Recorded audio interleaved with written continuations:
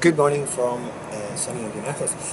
I didn't get a chance to do an intro yesterday because I feel right in the airport, and the time that I wanted to do the intro was Atlanta. The immigration line was so long that it took ages to get through, and I was only at the terminal at the gate a very short time for my flight, so I didn't get a chance to do it. And then I was too tired. By the time I got to Indianapolis airport, I sort of did some shots of the cars and show cars and whatnot, but I was totally destroyed. Anyway, so this is my 8th Indy 500 in a row, which is not something I could have predicted back in the day. People ask me, all the time, every year practically, when this is coming up, they say, I can't believe you're going all that way just for the race.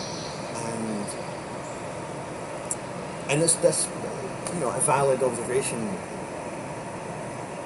because it is a long way to come. From Scotland to Indianapolis, it's a ridiculous distance to come just for a race. But it's, for a start, it's not just for the race. It's for the bonds that I formed with my friends and family here in Indiana, adopted family here in Indiana, that makes it something that I just look forward to so much every year. Is the time well spent.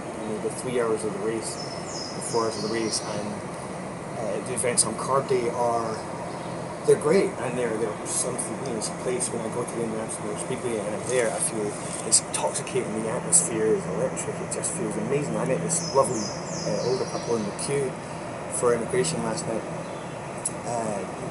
Nora and Dave, those who I know from Teesside, and they were fantastic. Their daughter works in related sort of publishing and reporting for IndyCar, and they've become big fans, and they've come out for a whole bunch as well. And they were just really nice people, and they agreed. We were talking about it, and they were saying there's something about Indianapolis Motor Speedway that's just kind of intoxicating. It's fantastic, you feel it from the minute I get near the racetrack. You just feel this vibe, this sense that I belong there. It's weird. It's hard to kind of put your finger on. And technically, I'm not just coming for the race as well. If it was all about the race, I'm not just coming for the race. The single year's Indy 500, the 102nd Indy 500 this year, it's not just the 102nd Indy 500. We're coming for the 100 years of history, the 101 races before it, the layers of history that are built up to have come to this day, to this particular day of each race. It's everything that's gone before it. It's really hard to explain if you're not a motorsport fan, if you don't get IndyCar or whatever, if you're totally tunnel visioned on Formula One, you can't appreciate any other form of motorsport. Crack on. That's your prerogative. But it's more than just the race on the day. There's all the laps done before. There's the laps done in the 20s and 30s and 50s and 60s and 70s. And there was a tweet a couple of weeks back, and it said it was 25 years from the day that AJ Foyt had retired. And I totally freaked out. I was like, oh my gosh, that means that I've been following IndyCar for 25 years, because I first became captivated by the Indy 500 because of Nigel Mansell. Nigel Mansell was my childhood driving hero, and when he went over to the IndyCar series, CART as it was called then, I obviously followed it. I followed his career when he went over there, and when I first watched Indy 500, I was just totally blown away. I just thought that's the most amazing event in the world, and I thought one day I'm going to go there. I promised myself one day I would go there. And I remember AJ Foyt retiring and driving slow laps around the speedway and pulling in, and he was emotional, and everyone in his team were emotional, and it seemed to be a really big thing. And I didn't really know who AJ Foyt was. I'd heard his name, the same as I'd heard of Mario Andretti, and I followed Michael Andretti when he came to Formula 1, so I knew of the family name, and I knew of different drivers at written years. And famous guys that won the Indy 500, but I didn't really know, what was going on there, that the guy was a full-time winner, and this was like the end of his career. And to me, I was just captivated by Nigel Mansell doing it. So it was funny to have that mark, to realise, wow, it's 25 years that I've been captivated by this race. And here I am at my 8th in a row, and I still love it. I love it even more now, obviously. It's just one of those things. The first time I went was, my favourite driver Dan Weldon won the race, and I was so blown away. I thought, this is you can't catch lightning in a jar more than once. This is it. This is the pinnacle of experiences. Having a favourite driver win the race on the last lap in the last corner, and just being deliriously happy that everything went so well from the trip. I thought, you can't do that again. You can't capture that again. But I later realised that's missing the point, because each year has its own distinct experience. I can pick them all out. I can remember the winners and the events and the things that happened for all the years that I've been coming, the years that I've gone with Alicia. Alicia's been with me 3 times now, and not having her here is it's a bit emotional, because she's become freaking fun. Do that again. Yeah, not having Alicia here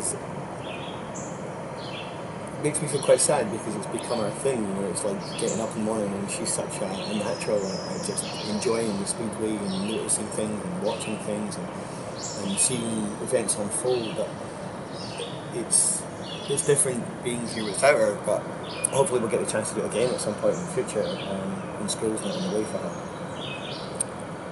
But every race, every year is distinct. I can pick them all, I can remember them all, maybe not in finite detail, but things happen about my experience every week here in Indianapolis that become part of my own lore, my own sort of memories and history of the event, as well as all the other history. And it just adds to the attraction of it for me, it adds to the mystique, it makes me want to come back again and again and layer more and more experiences on top.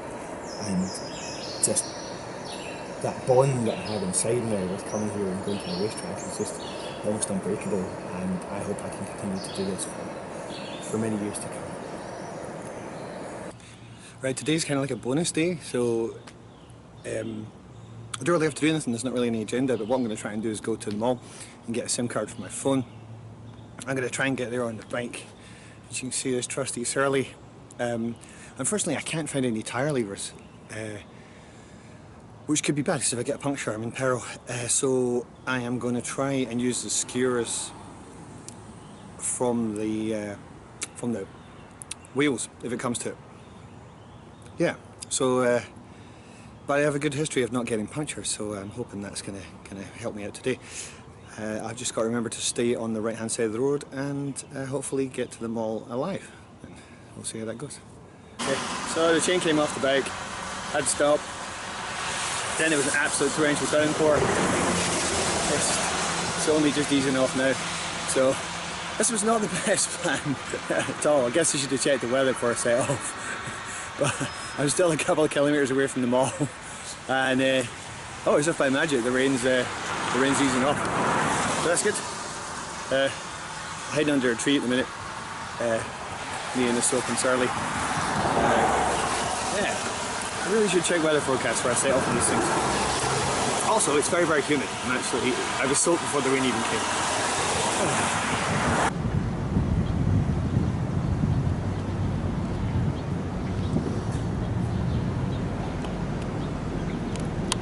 So the weather's now perfect. And that was a life lesson in setting off on a bike ride in Indiana in May without checking the weather forecast, which was stupid. Okay, I'm down at the mall, back here by the Surly. I'm probably going to cycle back to Jason's now. It's turned into like an incredibly hot day. It's very, very warm. But yeah, I got a few good things actually. I got some new shorts, got a Spitfire t-shirt in Zoomy store, and I got some Lizzie Armando wheels for Alicia. So she'll be pleased with that. I could easily spend more time in there.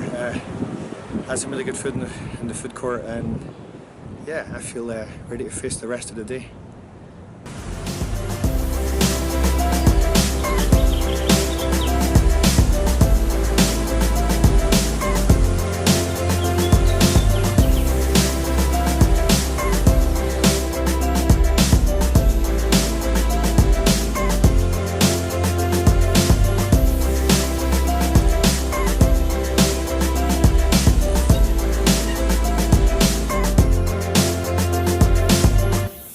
Well, if I do that again, it'll be because it's colder. Oh.